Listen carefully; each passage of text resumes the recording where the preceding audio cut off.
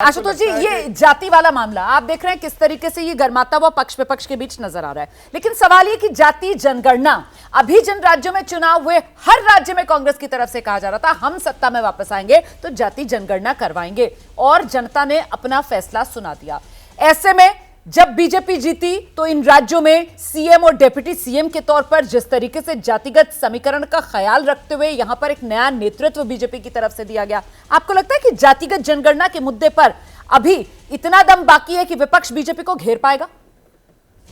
स्वर्णा जी, दो सवाल है। पहला सवाल तो यह कि सैयद जफर इस्लाम साहब को अपने नाम के आगे से सैयद और राजकुमार भाटी साहब को अपने नाम के आगे से भाटी शब्द हटा देना चाहिए।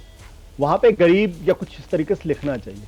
ये जो बड़ी बड़ी बातें इस देश के अंदर जाति के क्या कहते हैं कि जाति हम नहीं करते हैं, जब जब इस देश के अंदर पिछड़े और दलितों ने अपनी लड़ाई लड़ने की बात की है, उनको जातिवादी घोषित कर दिया जाता है।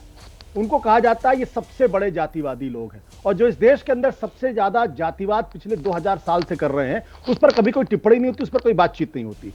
आरएसएस प्रमुख ने क्या कहा था कि 2000 साल तक हमने उनको पशुओं के समान रखा है।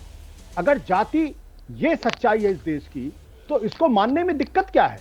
इसलिए दिक्कत है क्योंकि समाज के 15% का जो वर्चस्व है उसको खतरा है, और चूंकि समाज के हर स्ट्रक्चर पर यही 15% काबिज है, इसलिए हमेशा ये नैरेटिव बनाने की कोशिश की जाती है कि जो लोग जातिवाद की बात करते हैं, और मुझे अच्छी तरीके से याद है बाबा साहब अंबेडकर का पुतला किन लोगों ने जलाया था, बाबा साहब अंबेडकर को डिमोलिश करने के लिए किस पार्टी के लोगों ने किताब लिखी थी, वो सारे रिकॉर्ड्स मौजूद है। उसमें मैं नहीं जानना चाहता। मैं ये कहना चाहता हूं कि अभी अगर जाति जनगणना का कोई असर नहीं है तो इस पर चर्चा क्यों हो रही है?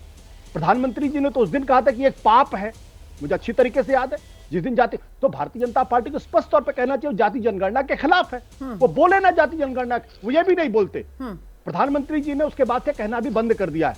अगर जाति अगर सच्चाई नहीं है तो मध्य प्रदेश में, राजस्थान, छत्तीसगढ़ में मुख्यमंत्री और उप मुख्यमंत्रियों को बनाने के लिए उनकी जाति क्यों बताई जाती है? क्यों यह बताया जाता है कि केंद्र में नरेंद्र मोदी की सरकार में 26% या 30% पिछड़ी जाति के लोग हैं? क्यों बताया जाता है? इसका मतलब जाति सच्चाई। और एक बात और आपको बता दूं कि बाबरी मस्जिद गिरने के बाद जब भारतीय जनता पार्टी की 4 सरकारें बर्खास्त हुई थी, जब हिंदुत्व का उफान था, तब 3 राज्यों में भारतीय जनता पार्टी हारी। तो क्या यह मान लिया जाए कि हिंदुत्व का कोई असर नहीं था? ठीक है सर, तो फिर क्या लगता है आपको प्रदीप सर, क्या ये जाति जनगणना वाला मुद्दा अभी 24 में दम बाकी है? विपक्ष एक बार फिर से इस मुद्दे को धार देगा, और क्या इस मुद्दे के जरिए बीजेपी की घेराबंदी की जा सकती है? ये देखिए रमारत जी, जाति का सच्चाई होना ये अलग बात है, इससे कोई इनकार नहीं कर सकता कि भारतीय समाज की सच्चाई है जाति। लेकिन जाति की गणना को चुनाव का मुद्दा बनाना ये एक अलग बात। ठीक है, विपक्ष के पास मुद्दों की कभी कमी नहीं होती, चाहे आज का विपक्ष हो चाहे पहले का विपक्ष हो। सवाल ये होता है कि उस मुद्दे को आप जनता तक कैसे ले जाते हैं, लोगों को कैसे समझाते हैं, और अपनी बात से कैसे लोगों को कन्विंस कराते हैं। अगर लोग आपकी बात से कन्विंस होते हैं तो वो मुद्दा बनता है, तब उसके आधार पर वोट होता है। अगर लोगों को आप कन्विंस नहीं कर पाते हैं तो वो मुद्दा नहीं बन पाता है, उसके आधार पर वोट नहीं पड़ता है। कम से कम इन 3-4 राज्यों में अगर आप देखें तो ये मुद्दा जो है, कोशिश बहुत की कांग्रेस पार्टी ने, लेकिन वो बना नहीं पाए, उसके आधार पर वोट पड़ा नहीं। तो इसका मतलब ये मैं नहीं कह रहा हूं कि ये मुद्दा कभी बन ही नहीं सकता, लेकिन कम से कम अभी बनता हुआ दिखाई नहीं दे रहा।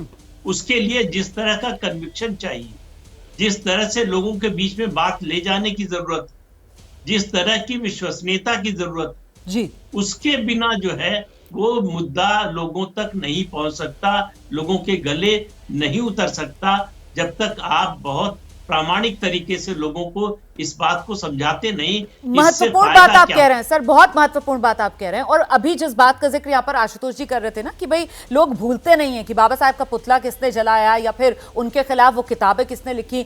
जैसे ही घड़ी का काटा दोपहर 2:30 पे आए, बबीता जी का दिल सास बहू साजिश के लिए मचल जाए। और ये है इनकी बहू, पूरे दिन ऑफिस की टेंशन हो जाए गॉन जब ये करें अपना फेवरेट शो फ्री टाइम पे ऑन। इनकी तरह आप भी देखिए अपना फेवरेट शो अपने टाइम पर और डाउनलोड कीजिए एबीपी लाइव ऐप अपने स्मार्ट टीवी पर।